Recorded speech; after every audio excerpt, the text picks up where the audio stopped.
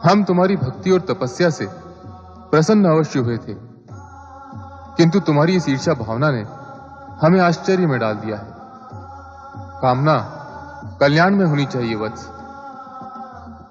तुम कोई अन्य वरदान मांग लो जिसमें तुम्हारा हित हो। मैंने तो यही कामना मन में लेकर आपकी आराधना आरंभ की थी प्रभु। मन में ऐसी कामना करने से पूर्व तुमने विचार नहीं किया कि इसका परिणाम न तुम्हारे हित में होगा न ही लोकहित में। और जो कामना लोकहित में नहीं होती वो पाप और दुष्कर्म के मार्ग से होती हुई पीड़ा और दुर्भाग्य तक जा पहुंचती है। किसी का अहित करना मेरा उद्देश्य नहीं है भगवान। स्वयं को दूसरे से श्रेष्ठ मानना अथवा मनवाने की इच्छा करना अथवा ऊंचे होने की कामना के गर्व से ही अहित की उत्पत्ति होती है विंध्यराज। मैं अहित की भावना से स्वयं को दूर रखूंगा।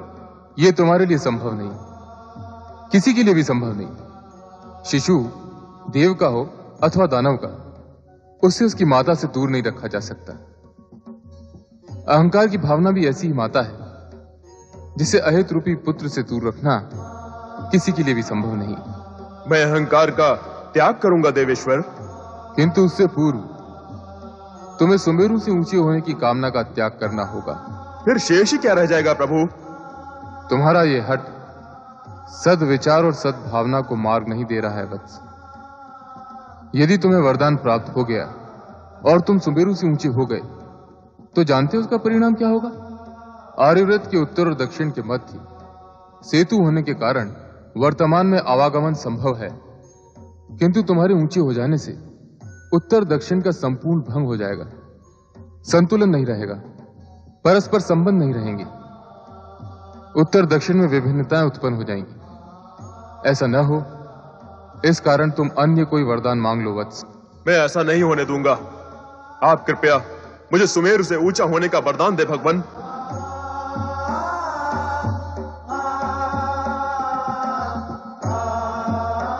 तथास्तु। किंतु विंध्यराज, यह भी स्मरण रखना कि इस वरदान के दुष्परिणामों का दायित्व भी तुम्हारा ही होगा। प्रणाम प्रभु।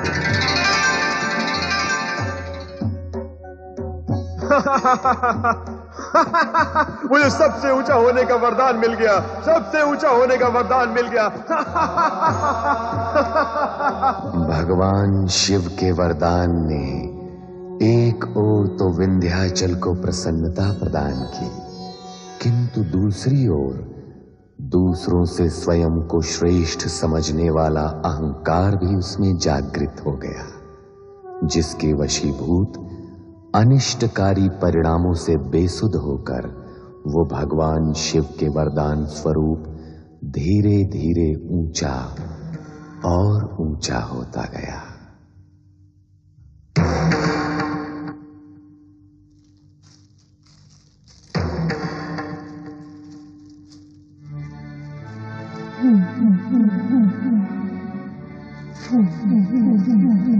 अरे ये क्या हुआ?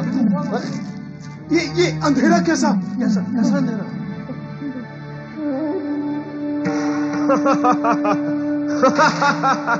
सुमेरु स्वयं को पर्वतों का सम्राट समझता है। मेरी ओर देखेगा तो उसका गर्व चूर चूर हो जाएगा। यदि अंधेरा नहीं हटा तो नर नारी पशु पक्षी जीव जंतुओं का क्या होगा? रोग फैल सकते हैं, अकाल मृत्यु हो सकती है। इस प्रकार तो हमारा जीवन छिन्न भिन्न हो जाएगा। आओ अगस्त ऋषि के पास चलते हैं, वही हमारी रक्षा का उपाय बताएंगे।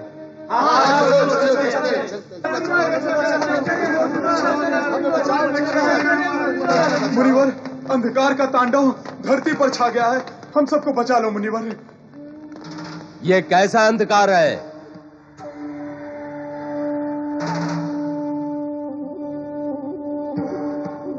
मुनि अगस्त्य, यहां आओ, शीघ्र आओ अगस्त्य मुनि। कौन पुकार रहा है? कहां आना है मुझे? मैं कैलाशपति शंकर तुम्हें कैलाश पर बुला रहा हूं। आओ अगस्त्य मुनि। हे देवाधिदेव भगवान शिव, आपकी आज्ञा का पालन होगा भगवान। मैं शीघ्र ही आपके चरणों में उपस्थित हो रहा हूं प्रभु। आप सब धीरज धरें। भगवान शंकर इस अंधकार को अवश्य ही प्रकाश में परिवर्तित करेंगे।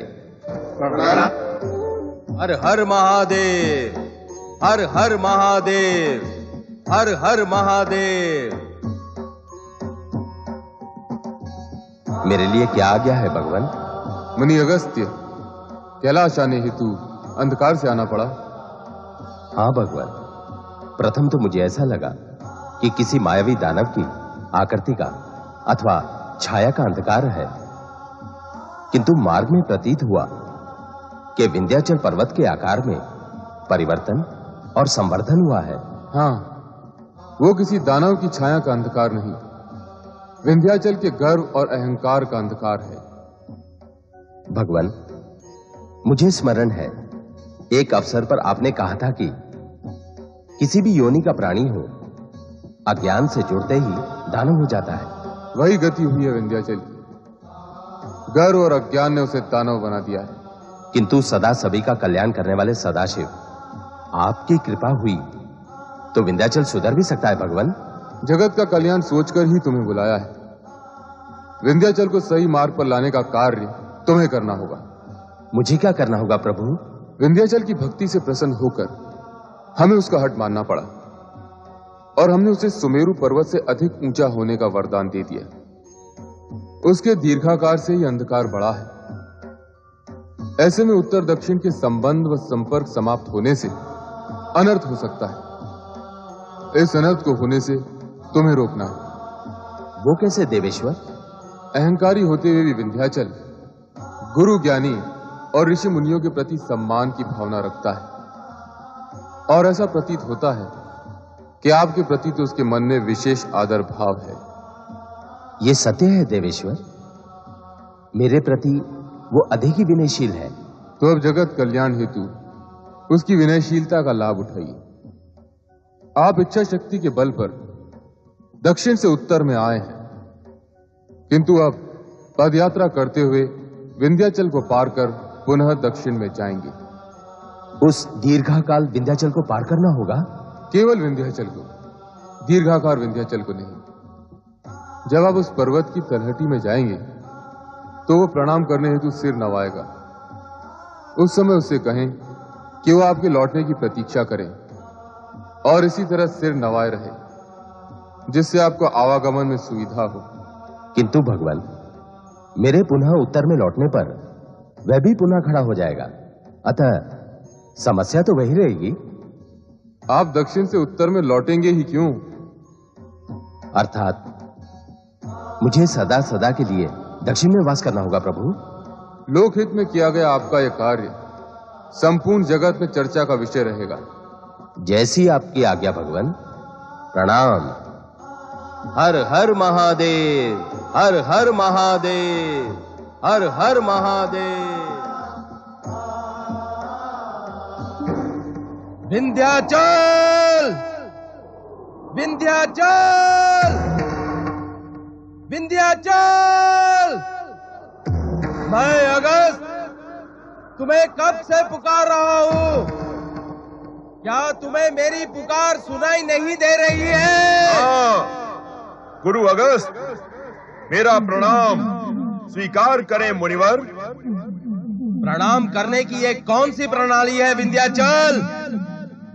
प्रणाम करने वाले की दृष्टि नीचे से ऊपर की ओर और प्रणाम स्वीकार करने वाले की दृष्टि ऊपर से नीचे की ओर होती है। यहां स्थिति उल्टी है। तुम्हारी विनयशीलता पर मुझे हमेशा गर्व रहा है। तुम अविनयी कब से हो गए विंध्याचल?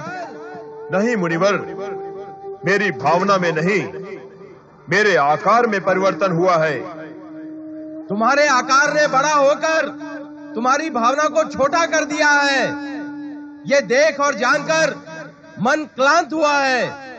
नहीं गुरुदेव, नहीं, मेरे प्रति ऐसा अन्याय न करें गुरुदेव। तुम्हारी शालीनता और सौम्यता कहां गई विंध्याचल? तनिक ठहरिएगा मुनिवर, मुझे अपने दीर्घाकार से आपका आशीर्वाद अधिक प्रिय है। आपके श्री चरणों में नतमस्तक होने के लिए मैं व्याकुल हो रहा हूँ, छोटा हो रहा हूँ।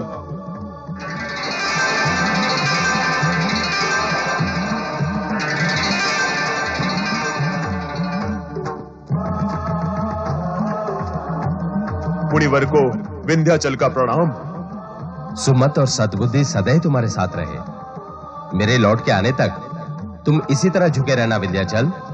ऐसी कठोर आज्ञा क्यों मुनिवर? अपनी कठोर यात्रा को सुगम करने के लिए।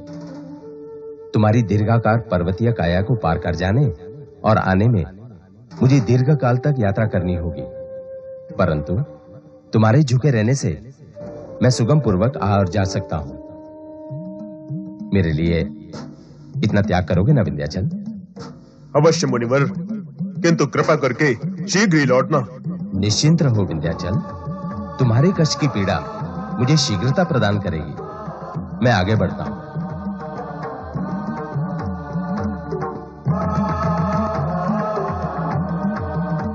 छल मेरा स्वभाव नहीं है विंध्याचल, परंतु देवादि देव के आदेश से लोक धर्म के नाते मुझे ये व्यवहार करना पड़ा। नारायण नारायण, जय जय ना।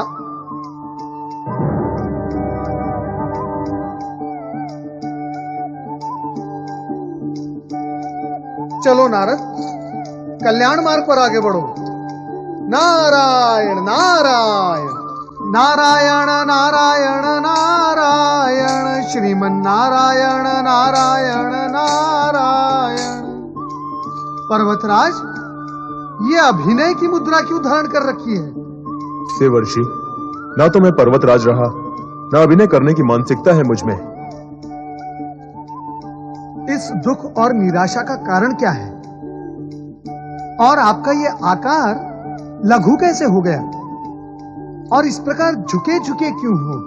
मुनिवर, अगस्त जी का यही आदेश है, जब तक वे दक्षिण से न लौटे मैं इसी प्रकार झुका रहूं। अज्ञान की भी कोई सीमा होती है, किंतु तुम्हारा ज्ञान असीम है, असीम। विंध्याचल, तन के झुकने को झुकना नहीं कहा जाता, विनम्रता के साथ मन से झुकने को झुकना कहा जाता है। यदि तुम्हारा गर्व गल गया हो तो सीधे खड़े हो जाओ। किंतु मुनिवर का आदेश, वे क्रोधित हो जाएंगे। उनका आदेश और उद्देश्य दोनों पूर्ण हो चुके हैं, अब वो कभी लौटकर नहीं आएंगे। क्या वे लौटकर नहीं आएंगे? तो सदा के लिए मुझे इसी प्रकार झुका रहना होगा। नारायण नारायण, शब्द को नहीं विंध्यराज, अर्थ को पकड़ो, अर्थ को। मैंने तो आपके शब्दों को सत्य माना था। आपने कहा था भगवान शिव की आराधना करने से मैं सुमेरु से भी ऊंचा हो जाऊंगा। अवश्य कहा था राजन, मैंने अवश्य कहा था, किंतु उतनी ही ऊंचाई उचित होती है जो लोकहित और धर्म में बाधक न हो। मेरे पश्चात शिवजी ने भी तुम्हें अपना संतुलन बनाए रखने के लिए समझाया था, किंतु तुम नहीं माने, अपने हट पर अड़े रहे। ये हट और ऊंचा होने की महत्वाकांक्षा आप ही ने मेरे मन में जागृत की थी देवर्षि। नारायण नारायण, ये तो मेरा स्वभाव है। तीनों लोक में घूमकर मैं यही काम करता रहता हूं। इस जगत में लोभ और आकर्षण के अनेक अनेक साधन हैं। स्वार्थवश, कुटिलतावश अथवा व्यवसायवश जगत के प्राणी लोभ और आकर्षण की रचना तो करते ही रहते हैं। तो क्या हमें भी अपनी अज्ञानतावश उनके वश में हो जाना चाहिए? नारायण नारायण, अपनी सतसत विवेक बुद्धि का उपयोग करना आवश्यक नहीं। राजन, विधाता ने आकर्षण और महत्वाकांक्षा की सृष्टि की है, तो प्राणी को ज्ञान और भविष्य की चेतना भी दी है।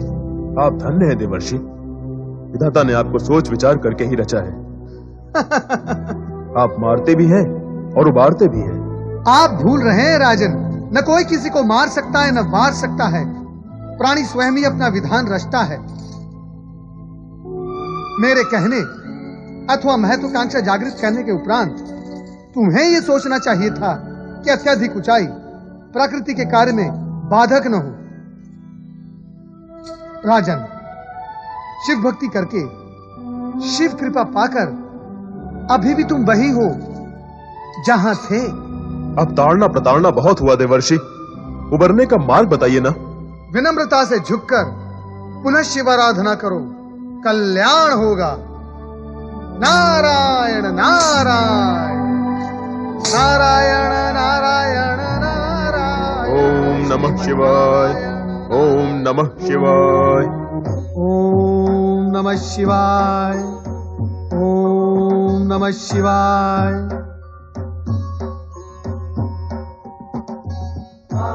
आओ नारद, कहाँ रचाकर आए हो अपनी लीला? लीला रचाने के लिए नारद का नाम तो व्यर्थ ही घसीटा जाता है भोलेश्वर। सत्य तो यह है कि लीला रचाते आप हैं, मैं तो उसका मात्र प्रचार करता हूं। नारायण नारायण। किंतु विंध्याचल को पुनः तपस्या में लीन करने की लीला तो तुम्हारी थी ना नारद? इससे पूर्व उसे झुकाने का आयोजन भी तो आप ही का था भोलेश्वर। नारायण नारायण। वो आवश्यक था। उसका उद्धार करना भी तो आपके लिए आवश्यक था प्रभु। मैं तो केवल भूमिका बनाकर आया हूं। नारायण नारायण। सो तो करना ही होगा नारद। नारायण नारायण। नारायण नारायण। ओम नमः शिवाय। ओम नमः शिवाय। ओम नमः शिवाय। ओम नमः शिवाय। ओम नमः शिवाय। ओम नमः शिवाय। ओम नमः शिवाय। ओम नमः शिवाय। ओम नमः शिवाय। आंखें खोलो विंध्याचल। नमः शिवाय। प्रभु, भगवान, अपने इस अज्ञानी भक्त को क्षमा करना प्रभु। मेरे प्रकट होने से क्षमादान तो हो गया, किंतु तुम सिर झुकाए क्यों खड़े हो?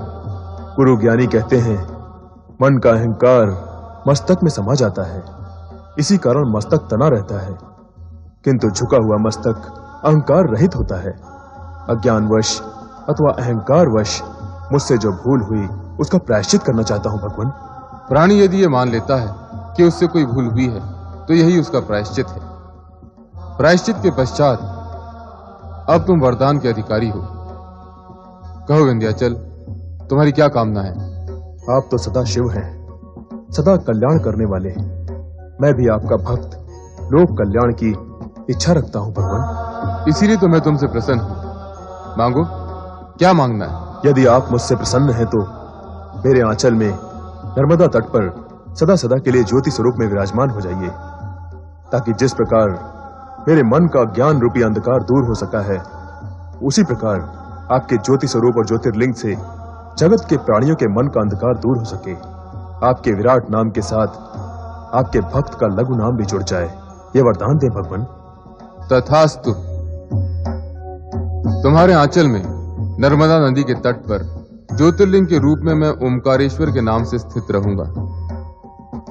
तुम्हारी भांति भक्ति करने वाले शिव भक्त राजा मानधाता के साथ साथ तुम्हारा नाम भी ओमकारेश्वर तथा अमलेश्वर ज्योतिर्लिंगों के साथ सदा सदा के लिए जुड़ा रहेगा, और इन ज्योतिर्लिंगों की आराधना करने वालों को मनोवांछित सिद्धि प्राप्त होगी। मंगल भव।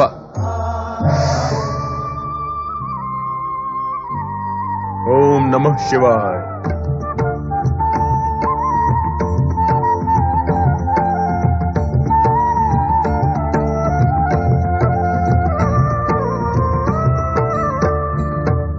शिव के भक्त जनों ने पुकारा जब संकट पड़ने पर, शिव के भक्त जनों ने पुकारा जब संकट पड़ने पर, तब तब ज्योतिर्लिंग में पधारे अजर अमर शिव शंकर। अजर अमर शिव शंकर। अजर अमर शिव शंकर। अजर अमर शिव शंकर। अजर अमर शिव शंकर। अजर अमर शिव शंकर। अजर अमर शिव शंकर। अजर अमर शिव शंकर। अजर अमर शिव शंकर।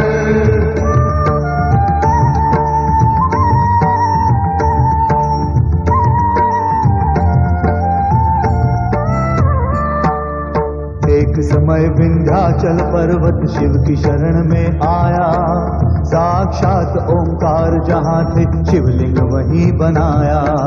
करने लगा वो शिव का पूजन तदनंतर दिन रहना, शिव शंकर जब प्रकट हुए तब खोले अपने नैना। एक ओंकार लिंग तभी दो भागों में विभक्त हुआ। शिव ज्योति परमेश्वर संज्ञा ओंकारेश्वर नाम पड़ा। ओंकार परमेश्वर ज्योतिर्लिंग के जो दर्शन पाता, मोक्ष है मिलता माँ के गर्भ में, वो फिर से नहीं आता। ओंकार शिव की जय हो, ओंकार शिव की जय हो, ओंकार शिव की जय हो, ओंकार शिव की जय हो, ओंकार शिव की जय हो, ओंकार शिव की जय हो, ओंकार शिव की जय हो, ओंकार शिव की जय हो। पंचाक्षरी मंत्र ओम नमः शिवाय के जाप और ओम के नाद मात्र से प्राणी अहंकार, क्रोध, मद, लोभ से मुक्त होकर परमात्मा की प्राप्ति कर लेता है। विंध्यराज के तप से प्रसन्न होकर भगवान शिव उनके समीप नर्मदा तट पर सदा के लिए ज्योति रूप में विराजमान हो गए।